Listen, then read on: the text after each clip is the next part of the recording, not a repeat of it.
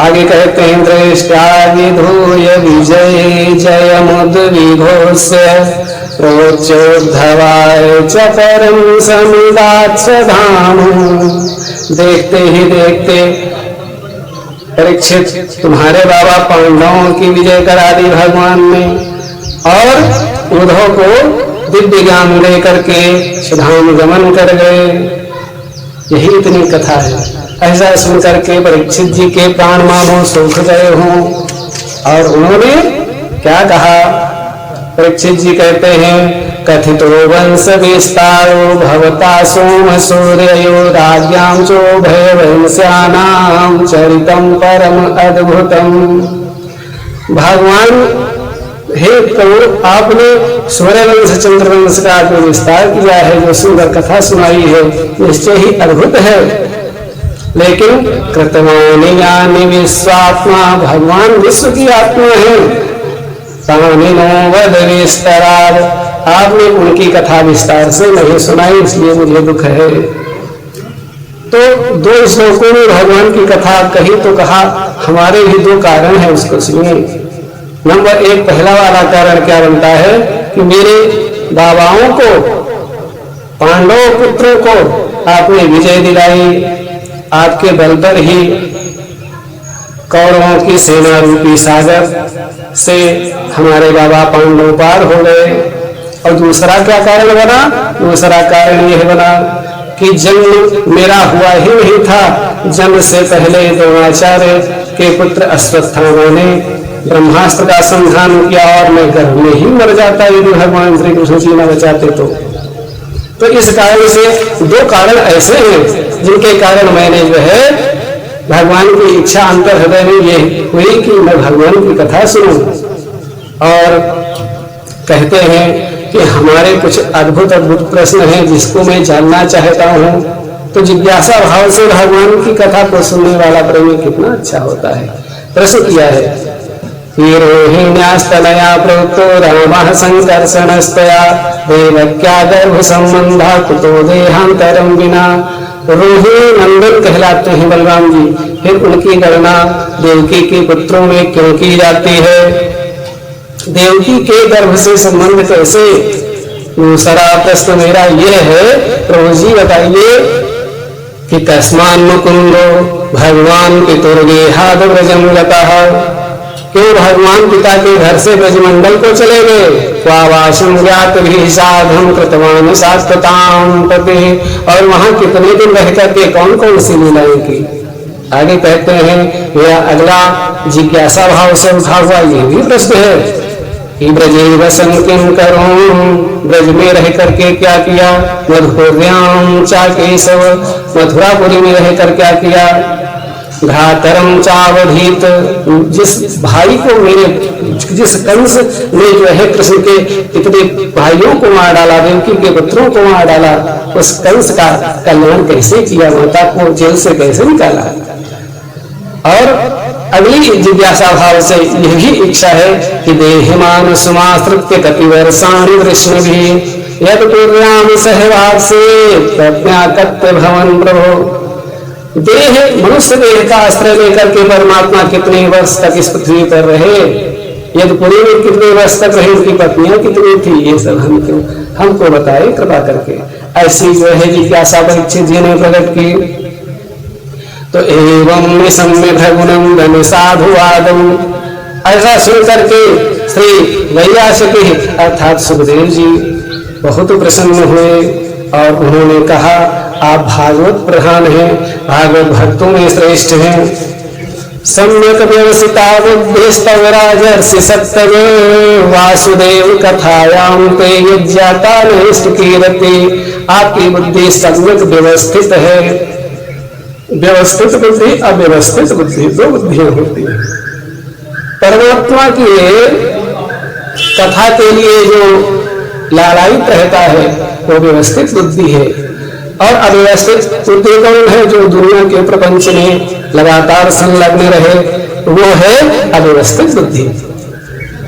तो कहा आपने भगवान की कथा के लिए प्रश्न किया है, तो जानते हो कौन कौन पवित्र होते हैं?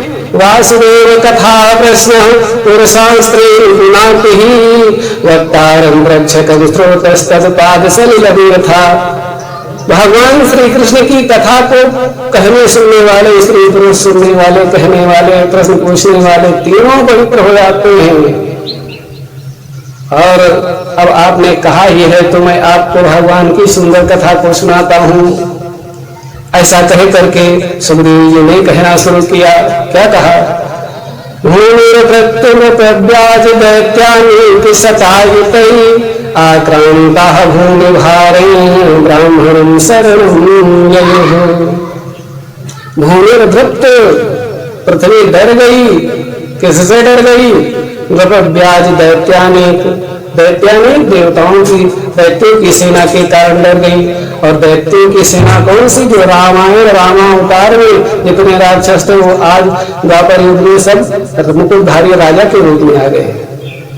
और वे राजा इतने नीच प्रवृत्ति के थे, दुष्कर्म करने वाले थे, जिससे पृथ्वी दुखी हो गई और ब्रह्मा जी की शरण में गई गाय का रूप बना करके रोती हुई। और वहां पर भगवान शिव जी भी गए, देवता भी गए।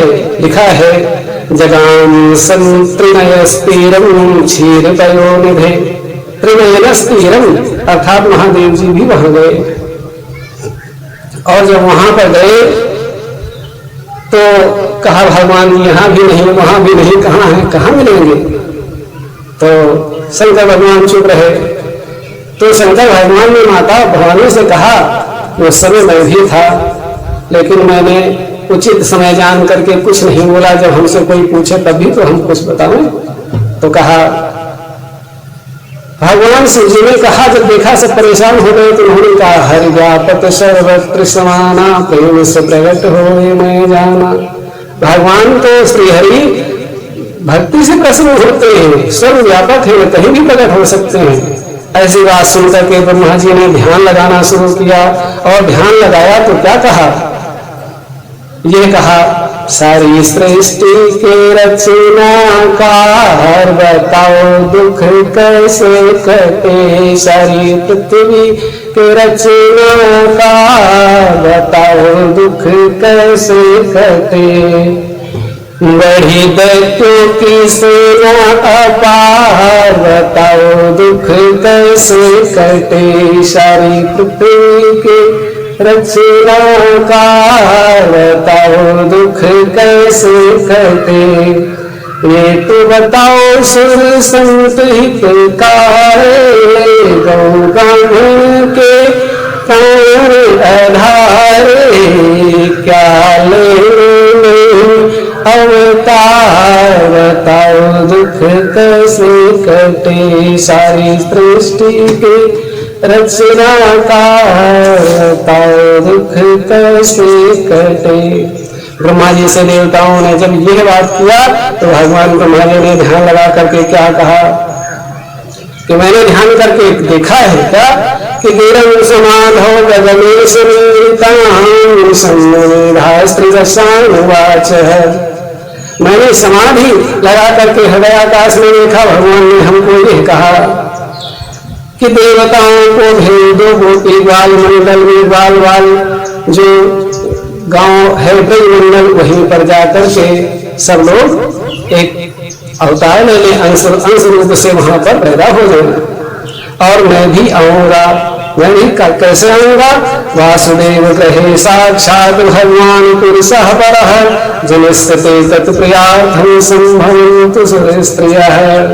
भगवान का जन्म वसुदेव जी के यहाँ होगा और वो अकेले नहीं आएंगे। जनिष्यते तत्प्रियार्थं, अपनी प्रिया के साथ आएंगे। बोलो वृंदावन बिहारी लाल की जय। और कौन आएगा? वासुदेव कलानन्दः सहस्रवदनः स्वराट अग्रतो भाविता देवो हरे प्रियचिकीर्षया। वसुदेव भगवान की कला, जो अनंत भगवान शेष भगवान है, वह भी अवतार लेने के लिए पहले आएंगे बड़े भाई बन करके। भगवान का कार्य संभालने के लिए, भगवान का कार्य बनाने के लिए आएंगे प्रभु जी। और ऐसा कह करके कहा, हे देवताओं तुम जाओ। तो प्यार श्याम प्रजापतिर विभो आश्वास्य चामही शराम। तो भगवान ब्रह्मा जी ने आदेश किया, हे देवताओं तुम जाओ और भगवान जी का अब आगमन होगा, आप चिंता न करें। सारी पृथ्वी पर अब भगवान जो आकांक्षित तो हो गए हैं दैत्यों से, तो सारी पृथ्वी, उस पृथ्वी पर भक्तों का कल्याण होगा। ऐसा कह करके देवता तो चले गए, लेकिन मथुरा नगरी में जैसे यदुवंश कहा परीक्षित जी ने कि यदुवंश में, चंद्रवंश में यादव वंश हुआ और यादव वंश में विष्णुवंश और भोज वंश हुआ। तो विष्णुवंश में सूरसेन हुए, सूरसेन के बेटा वसुदेव हुए और वसुदेव का विवाह देवकी से हुआ। ये विष्णुवंश के हैं। और दूसरे कौन हैं? दूसरे हैं भोजवंश। भोजवंश में उग्रसेन, और उग्रसेन के 9 लड़के थे। उग्रसेन के 9 लड़के थे, 5 लड़के थे, इसलिए लड़ करके 8 लड़के पहले से ही बंटवारा कर लिए और बंटवारा करके एक अलग हो गए। और जो 9वां था वो 9वां पुत्र कंस हुआ, जो जन्मते ही ज्योतिषियों ने कहा कि यह कल्याणकारी नहीं है, यह भी तुमको दुख देगा, सताएगा, इसलिए इसको हटा दो। तो ऐसा आदेश जब ऋषि ने किया तो उसको गंगा में प्रवाहित किया और उसको सूरसेन ने बचा लिया। बाद में वही जंगल जा करके असुरों से मिल गया और सारी शक्तियों को एकत्रित करके उग्रसेन यानी मथुरा मंडल पर आक्रमण करके उग्रसेन को कारागार में डाल दिया। स्वयं राजा बन बैठा। और जब असुर गलत काम करता है तो समाज में प्रतिष्ठा पाने के लिए कुछ अच्छा दिखावा वाला भी कार्य करता है। तो दिखाए वाला कौन सा कार्य किया? अपनी बहन देवकी को बहुत मानता था। उसने कहा हम अपनी बहन का विवाह करेंगे वसुदेव जी के साथ, और वसुदेव जी के साथ विवाह करने का निश्चय किया है। वसुदेव जी सूरसेन मंडल के हैं और ये माथुर मंडल के 2 मंडल हैं, तो दोनों मंडलों में से संबंध हो गया। अर्थात भगवान की भी इच्छा है कि देवकी दैवीय गुणों से युक्त है और वसुदेव जी का विवाह हो जाए। बोलो वृंदावन बिहारी लाल की जय। तो विवाह किया देवकी का और क्या हुआ? चतुर्शतम परिवर है गजानाम हेम। चतुर्शतम 14 घोड़े दिए, हाथी दिए और क्या दिया? दासी नाम सुकुमारी नाम नहीं सके समलंकृत। दास दासियां 200 दास दासियां दे दी। इस तरीके से शंख बजाते हुए ढोल बजाते हुए वो विवाह आनंद से पार हुआ। मांगलिक कार्यों में को मिल रहे शंख बाजे घड़ियाल सब बजे। विवाह होने के बाद कंस ने सोचा अपनी बहन को हम उसके ससुराल स्वयं जाकर के छोड़ दें और रथ पर आरूढ़ हुआ, लगान को जैसे पकड़ा। देवताओं ने तुरंत ही आकाशवाणी कर दी। पथित प्रग्रहणं कंस आभास्याः शरीरवाक् अस्यास्ताम् अष्टमो गर्भो हन्तायां वहसे बुधः। अस्यास्ताम् अष्टमो गर्भो, इसका 8वां गर्भ तुम्हारा काल होगा जिस अपनी प्रिय बहन को लेकर जा रहे हो। ऐसा सुन करके कंस ने खड्ग पानी कचेक रही तलवार निकाली और बाल पकड़ करके खींच लिया रथ से देवकी को।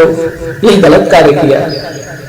और जैसे ही पृथ्वी पर देवकी गिरी तो वसुदेव जी को एक संबंध पत्नी संबंध होने के कारण कष्ट हुआ और उन्होंने कहा यह गलत है।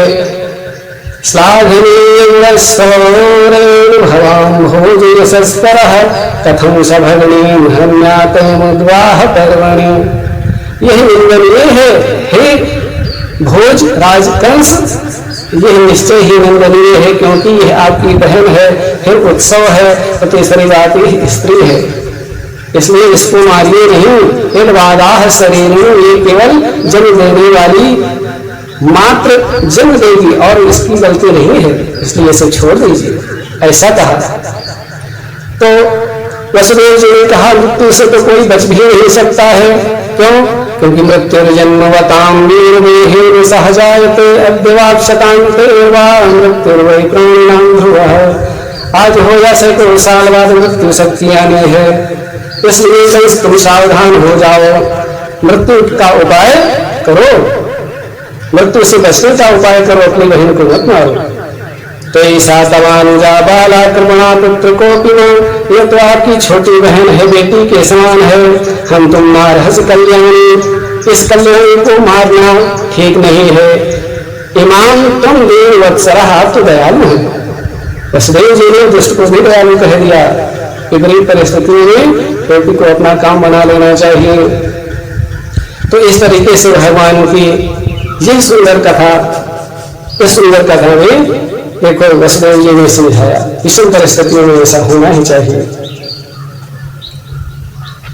कहा इससे आपको डर नहीं है, जो पुत्र पैदा होगा उसको मैं लाकर दे दूंगा, आप उस पुत्र का जो चाहे वो करना। ऐसा कह करके वसुदेव जी ने कंस को मनाया और कंस तो चला गया और सूरसेन जी ने अपने बहू का स्वागत किया आकर के और एक पुत्र पैदा हुआ। लिखा है कीर्तिमंतम प्रथमजं कंसायानकदुंदुभि, आनकदुंदुभि अर्थात वसुदेव जी के यहाँ एक पुत्र हुआ जिसका नाम है कीर्तिमान। कंस ने खबर पाया तो कहा कि चलो कोई बात नहीं, पहला मेरा शत्रु है इसलिए मैं इसको नहीं मारूंगा। लेकिन गलती क्या है कि नारद जी वहां आ गए और आकर के एक रहस्य खोल दिया। कहा नंदाद्याये गजे गोपायासने श्याम चायेषु कहा कृष्णयो वासुदेवाद्यादेवाद्याद्याय स्त्रियः। जो गोप ब्रजमंडल के गोप गोपी हैं, वसुदेव आदि ये सब देवता हैं, छल से तुम्हें मारने के लिए, दानवी समाज को मिटाने के लिए ही आए हैं ये सब, इसलिए इनको छोड़ना नहीं चाहिए। और फिर कमल का पुष्प लेकर के 8 पत्रों में से कहा इसमें कौन सा 8वां है आप नहीं बता सकते हैं, इसलिए इसमें जो भी गिनो वो 8वां ही होगा। तो इस तरीके से जब कंस ने यह सुना तो देवकी और वसुदेव को ले जाकर के जेल में बंद कर दिया और प्रथम पुत्र को मार दिया। भगवान को बहुत कष्ट हुआ, लेकिन ये पूरी व्यवस्था है, इसमें हम सब लोग, आप सब लोग, कोई किसी परिस्थितियों को बदल नहीं सकता है। बोलो वृंदावन बिहारी लाल की जय। तो इस तरीके से 6 बालक मार दिए और 7वें में कौन आया? सप्तमो वैष्णवो धाम प्रचक्षते गर्भो बभूव देवत्याहर्षि शोकविवर्धनः।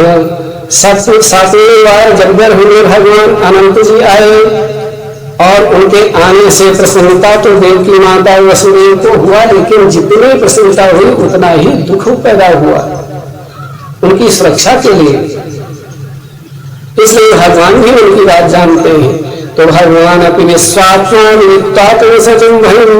कंस का भय जानकर भगवान ने क्या किया?